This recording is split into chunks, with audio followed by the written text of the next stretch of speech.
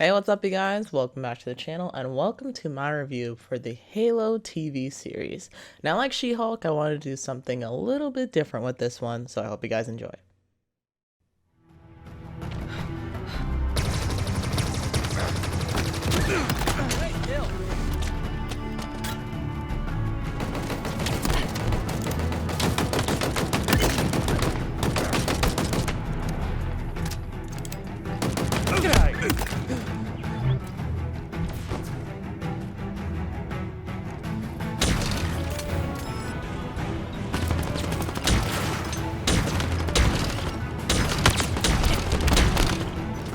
Out of ammo! Switch! A satisfactory slayer.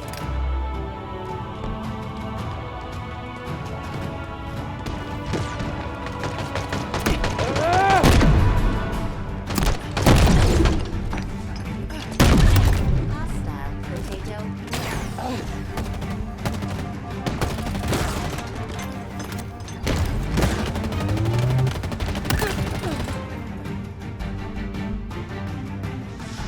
I'm going in!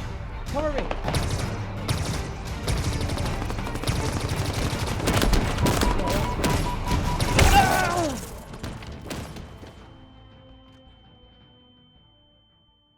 It doesn't look good. You'll have to stay off the battlefield for at least 3 videos. Wait, what? What am I supposed to do in the meantime?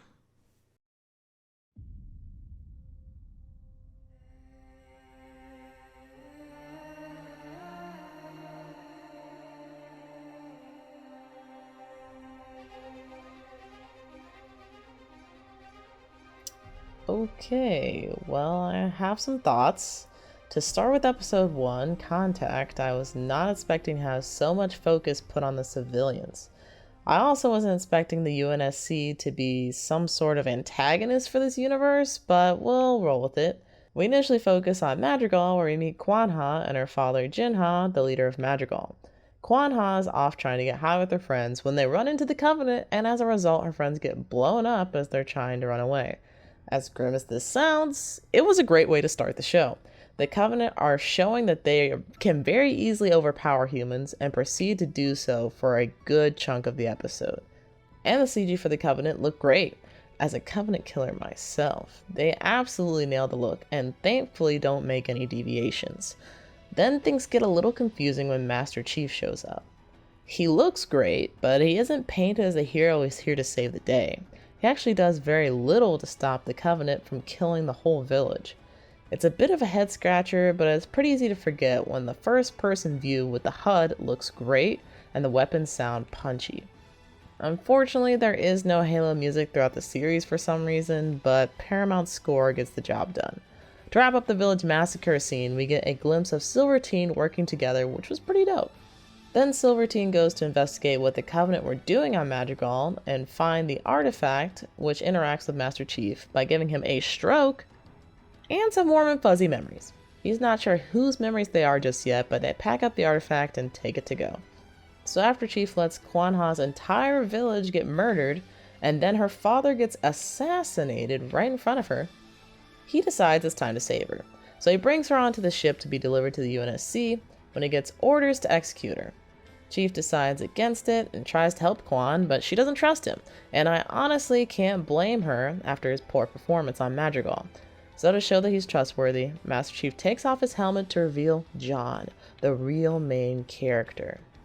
When I saw this, I was honestly shocked they took off his helmet for the first episode, but I accepted it because the situation made sense. I will struggle to find this comfort later in the show. So John and Kwan escape from the UNSC with our next destination unknown. Episode 2 Unbound starts with a flashback of when John was a Spartan in training. He woke up in the middle of the night to meet Soren, who was supposedly his friend. Soren is trying to run away from the UNSC because he sees all the sick, twisted stuff that's going on, and John threatens to snitch on him. I never would have pinned Master Chief as a snitch, but it only gets worse when he tells Soren he has 5 minutes to run before he sounds the alarm. Like, damn, John, this guy's your friend and you give him 5 minutes to run away?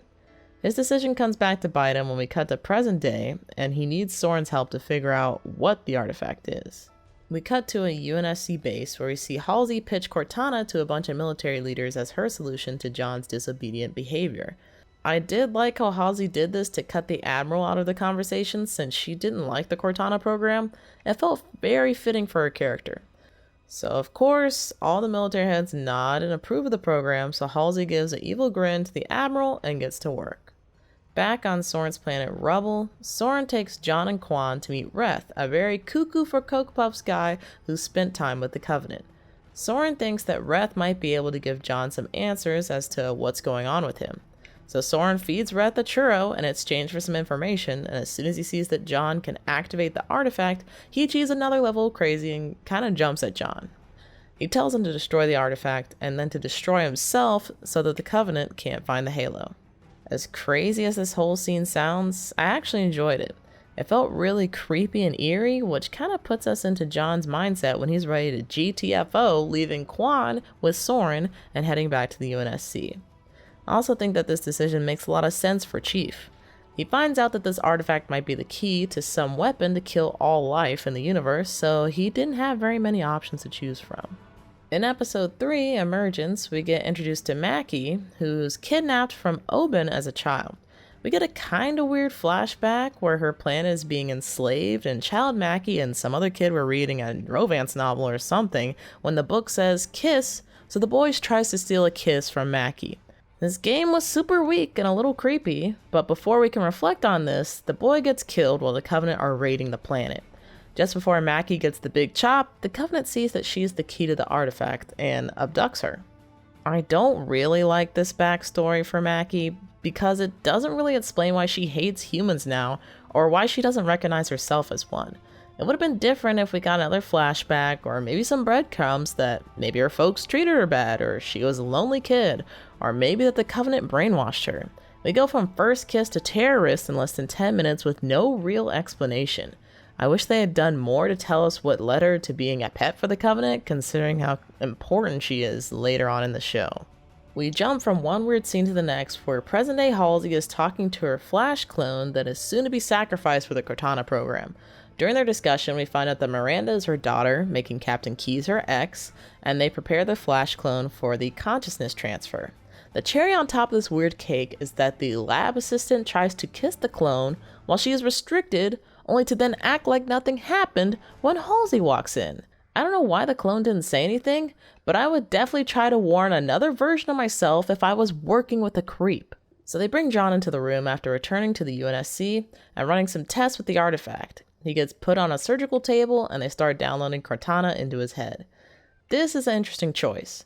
Cortana is usually inside of his helmet, but I guess if Master Chief isn't going to wear his helmet most of the time, they needed to do something different. I did like that they actually got Jen Taylor, the original voice actor for Cortana, to reprise her role. I wish they would have found a way for Steve Downes, the voice actor for Master Chief, to play some sort of role in the show, but unfortunately that didn't happen. It was also unfortunate that Cortana didn't look closer to her original model in the games. I'm super glad she's wearing clothes this time around, but her skin not being blue threw me off a little bit. I'm not mad at this creative liberty though. Cut back to Mackie, who's making her move to find Master Chief, or the Demon as the Covenant call him.